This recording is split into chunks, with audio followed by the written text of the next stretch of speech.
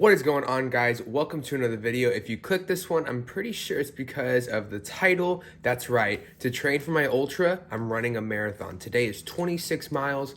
I'm gonna do 26.2 just because. So we've got our water, we've got all our stuff. We're gonna get loaded up. We're gonna get at this bad boy. We're gonna go 13.2 miles out and then 13.2 miles back. I already have the route all laid out. I'm excited to have you along for the journey. Let's get it. What's up, guys? All right. We are on mile 1, and I just wanted to make this video real quick. Do you see anyone else out here? No, you don't. You don't see anyone else out here. And that's one thing I love about these long morning runs. There's something about setting my tone before anybody else does. So when you watch this, I want to challenge you to set your tone today. It could be whatever. It could be a rest day, it could be a run day, a lift day. But do something that's gonna set your tone and be productive. Do something that majority of people aren't willing to do to separate yourself and be at your best. Just saying. Yo, what's up, guys? All right, we are halfway, 13.1 miles. I'm turning around as I record this. Oh no, there's the view. Sorry, gimbal's acting weird. Come on, check my face. There we go.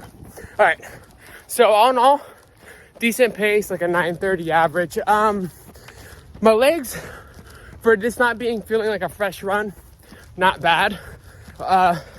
This doesn't feel like a tapered, fresh leg marathon run. This feels like a long run after a brutal training block. So with that being said, I'm happy with how my legs are feeling. Let's crack out the rest of this bad boy. What is going on? All right, so as you can see, I'm not outside anymore. I went into the sauna.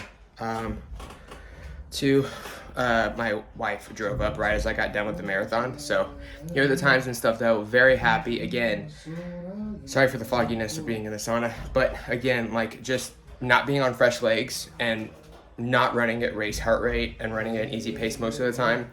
The fact that I PR'd by 20 minutes and I wasn't even really putting in a marathon race effort is crazy to me. Very happy with this training block. I'm happy to go into a taper. Next week, we'll dive in a little bit into what overcompensation is and how to focus on that when it comes to growth in your training. So we'll talk about that next week. But all in all, very happy. Let's see what we got for our first meal. I already had a collagen bar and then I had a rain because I wanted to spoil myself. So I didn't. All right, guys, here we are for meal number 1. We've got chicken wings, pulled pork, some almond flour based keto chips, which I like, processed food, obviously, but ingredient wise, step above the rest when it comes to something crunchy like I want. And then the only ranch I have is, it has sugar in it, so I'm not eating it. So we've got sour cream with dill, onion powder, garlic powder, and salt. So gonna dig in. What is going on, guys? All right, it is literally the next night. It's Sunday night, guys. So quick update. Legs feel great today. I mean, I was a little sore, a little tender, but all in all, you would not have known I ran a marathon yesterday. So all in all, like I am super happy with how that went. I'm super excited to get into this break though. Tomorrow is probably going to be 2 to 3 miles with a 45-minute bike ride. I might do that same thing on Wednesday and then 6 miles on Thursday and then a 12-miler on Friday. So huge taper week. Tomorrow I'm gonna record a video. We're gonna talk about overcompensation and supercompensation, recovery, optimability for running and progression in the gym. I see it works for both. I do it with all my clients. So super excited to share that with you guys, and I'll see you in the next one.